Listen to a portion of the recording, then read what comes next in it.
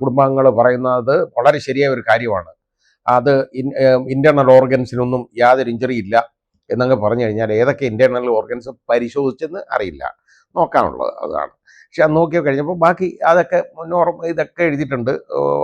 ഞാനും കണ്ടു, ആ റിപ്പോർട്ട് ഞാൻ കണ്ടു. പക്ഷേ ആ ആ റിപ്പോർട്ടും ഇതിലെ പ്രസ്താവനകളും തമ്മിൽ വൈരുദ്ധ്യമുണ്ട്. അതാണ് പ്രശ്നം. അപ്പോൾ പോസ്റ്റ്മോർട്ടം സർട്ടിഫിക്കറ്റിനകത്ത് ഒരു ഇഞ്ചുറി ഇല്ല. പക്ഷേ ഇഞ്ചുറി ഇല്ലാത്ത ആളുടെ ബ്ലഡ് എങ്ങനെ അദ്ദേഹത്തിൻ്റെ അടിവസ്ത്രത്തിൽ വരുന്നു? അണ്ടർവെയറിനകത്ത് ബ്ലഡ് വരണമെന്നുണ്ടെങ്കിൽ ഞാൻ പറഞ്ഞില്ലേ, ഒന്നും ഇല്ലാതെ വരത്തില്ല. ആ ബ്ലഡ് അങ്ങനെ വരാൻ പറ്റത്തില്ല. അതിനെന്തെങ്കിലും തക്കതായ കാര്യം ഉണ്ടായിരിക്കും. അത് കാരണം ഇത് പിന്നെ ആ അടിവസ്ത്രത്തിൽ ഏത് ഭാഗത്ത് വന്നു എന്നുള്ളത് നോക്കാണ്ട്. ഉദാഹരണമായിട്ട് ഇപ്പോൾ പൈൽസ് ഉള്ള ഒരാളാണെന്നിരിക്കട്ടെ, പൈൽസ് ബ്ലീഡിങ് ഉണ്ടെങ്കിൽ നിർബന്ധമായിട്ട് ഇത് വരാം. അതങ്ങനെ വരാം, അതിന് കുറ്റം അത് പറയാം. പക്ഷേ അത് ഇതിൽ നോക്കിയിട്ടുണ്ടോ? നോക്കിയാൽ ഇത് റൂൾ ഔട്ട് ചെയ്യാമല്ലോ. അത് നോക്കിയിട്ടില്ല എന്ന് പറഞ്ഞതുപോലെ, അല്ലെങ്കിൽ അത് ഉണ്ടായിരുന്നെന്നുള്ളത് അങ്ങനെ വേണം, അല്ലെ അതിന് മരുന്ന് കഴിക്കുന്ന ആളായിരിക്കണം. ഇതുപോലെ തന്നെ പൈൽസ് ബ്ലീഡിങ് ഉണ്ടായി, അതിന് അവിടെ കുരുക്കളുണ്ട് എന്നൊക്കെ ഉള്ളത് നോട്ട് ചെയ്യണം. എന്നെ ലോറിഫൈസ് നോട്ട് ചെയ്യണം. അതൊക്കെ നോർമൽ എന്ന് പറഞ്ഞു കഴിഞ്ഞാൽ അതിൻ്റെ അർത്ഥം പൈൽസിൽ നിന്നാണ്. അപ്പൊ ഇത് നമ്മൾ വിചാരിക്കുന്ന പോലല്ല. ഇതിനകത്ത് എന്തോ പ്രശ്നം, വളരെ വലിയ ദുരൂഹത ഇതിലുണ്ട്. അതൊരു സംശയമില്ലാത്ത കാര്യമാണ്. അത് ശരിയായ അന്വേഷണം ഇതിന് നടത്തിയാലേ പറ്റുള്ളൂ. അത് നമ്മുടെ പോലീസിനെ കൊണ്ട് പറ്റത്തില്ല. ഇൻക്വസ്റ്റ് എന്ന് പറയുന്ന സാധനം ഒരു ബോഡി കണ്ടിട്ട് പരിശോധിച്ച് ഒരു പ്രേത വിചാരണ എന്ന് നമ്മൾ പറയുന്ന പ്രേത വിചാരണ എന്ന് പറയും. അപ്പം ഈ പ്രേതം എന്നൊക്കെ കേൾക്കുമ്പോൾ നമ്മൾ വിചാരിക്കും പ്രേതം എന്ന്. അപ്പോൾ ഇത് ഞാൻ പലപ്പോഴും ഞാൻ പറയാൻ സമ്മതിക്കുന്നത് പ്രേതം എന്ന് ഞാൻ ചോദിക്കാറുണ്ട്. മൃതശരീരം, ഒരാളുടെ മൃതദേഹം, ഈ മൃതദേഹം അതിനകത്ത് പ്രേതം എന്ന് നമ്മൾ പറയുന്ന പ്രേത വിചാരണ എന്നാണ് യഥാർത്ഥ ഇൻക്വസ്റ്റിൻ്റെ മലയാളമായിട്ട് ഇൻക്വസ്റ്റ് റിപ്പോർട്ടിന് കൊടുത്തേക്കുന്നത്. കാരണം ഈ മരിച്ച ആളുടെ വിചാരണ എന്ന് പറയാം, അയാളുടെ ബോഡി മുഴുവൻ പരിശോധിച്ചിട്ട് ആ ബോഡി സ്പീക്സ്, സംസാരിക്കുന്നു എന്നുള്ളതാണ് വൈപ്പ്.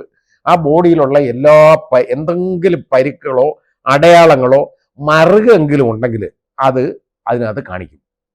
പക്ഷെ അത് ശരിയായ രീതിയിൽ ഉള്ള ഒരു ഇൻക്വസ്റ്റ് നടത്തിയാലേ ഇത് കാണാൻ പറ്റുള്ളൂ, അല്ലെങ്കിൽ അറിയത്തില്ല പലപ്പോഴും.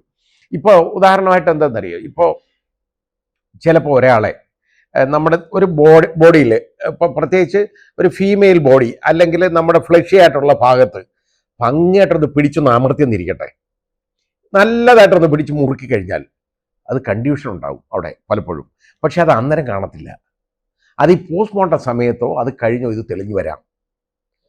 അപ്പോൾ ഈ ഇൻക്വസ്റ്റ് കഴിഞ്ഞ് വലിയ താമസമില്ലാതെ പോസ്റ്റ്മോർട്ടം നടത്തുകയാണെന്നുണ്ടെങ്കിൽ പലപ്പോഴും ഈ ഇഞ്ചുറി വരണമെന്നില്ല. ഇപ്പോൾ ഒരു കൺഫ്യൂഷൻ, ഒരാളെ ഒരു തൊഴി കൊടുത്തു, അല്ലെങ്കിൽ ഒന്ന് ഇടിച്ചു, അതിനൊന്നും, അതായത് വെപ്പൺ മൂലമല്ല, നമ്മുടെ കൈ കൊണ്ടാണ് എങ്കിൽ, അല്ലെങ്കിൽ കാല് കൊണ്ട് തൊഴുകയൊക്കെ ചെയ്തു കഴിഞ്ഞാൽ ഇത് ആദ്യം അറിയത്തില്ല.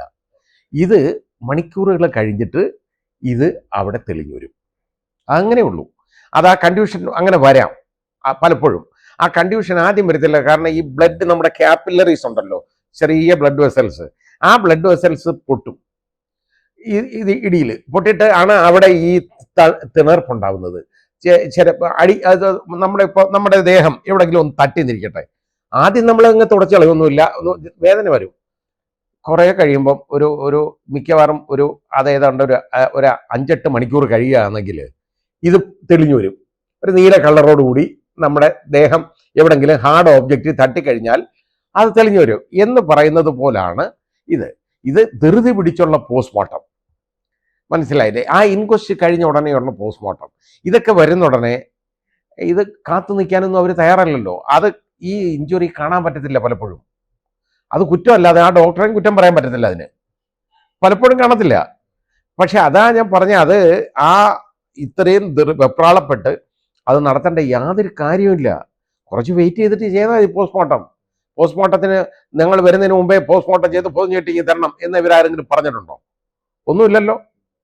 ഇവർ പറഞ്ഞത്, സംശയമായിട്ട് അവർ പറഞ്ഞത്, അവിടെ ആ ഹോസ്പിറ്റലിൽ പോസ്റ്റ്മോർട്ടം മെഡിക്കൽ കോളേജ് നടത്തുന്നതിന് ഇവരെതിര് പറഞ്ഞിട്ടേ ഉള്ളൂ. നവീൻ ബാബുവിൻ്റെ അനുജൻ അതിന് തർക്കിച്ചിട്ടേ ഉള്ളൂ, അത് വേണ്ട, അവിടെ വേണം. അപ്പോൾ കളക്ടറാണ് നിർബന്ധമായിട്ട് അവിടെ തന്നെയാണ്, എല്ലാം നല്ല നീറ്റാണ്, ഒരു കുഴപ്പമില്ല, സ്ട്രെയിറ്റ് ഫോർവേഡാണ് അവരെല്ലാം എന്ന് പറഞ്ഞത്. അയാൾ സ്ട്രെയിറ്റ് ഫോർവേഡ് ആദ്യം ആവട്ടെ, എന്നിട്ട് ബാക്കിയുള്ളവരെ ആക്ക്. ഇതാണ് കാര്യം. ഇതിനകത്ത് ഒരുപാട് ദുരൂഹതകളുണ്ടെന്നുള്ളതിന് ഒരു സംശയവും വേണ്ട. ഇതിപ്പോൾ പോസ്റ്റ്മോർട്ടം ചെയ്ത ഡോക്ടർ ഇത് കാണണം എന്ന് ഞാൻ പറയുന്നില്ല. പക്ഷേ ഈ ഇങ്ങനെ ഒരു കാര്യം ഇൻക്വസ്റ്റ് റിപ്പോർട്ട് നോക്കിയിട്ട് ഇതിനകത്ത് ബ്ലഡ് വരാനുള്ള കാര്യം എവിടുന്ന് വന്നു എന്നുള്ളത് പറയാനുള്ള ബാധ്യതയുണ്ട്. അതൊന്നും ചെയ്യാതിരുന്നിട്ട് ഞങ്ങളെല്ലാം റെഡിയാണ് ചെയ്തത് എന്ന് അസോസിയേഷൻ പറഞ്ഞുകൊണ്ട് ഒരു കാര്യമില്ല.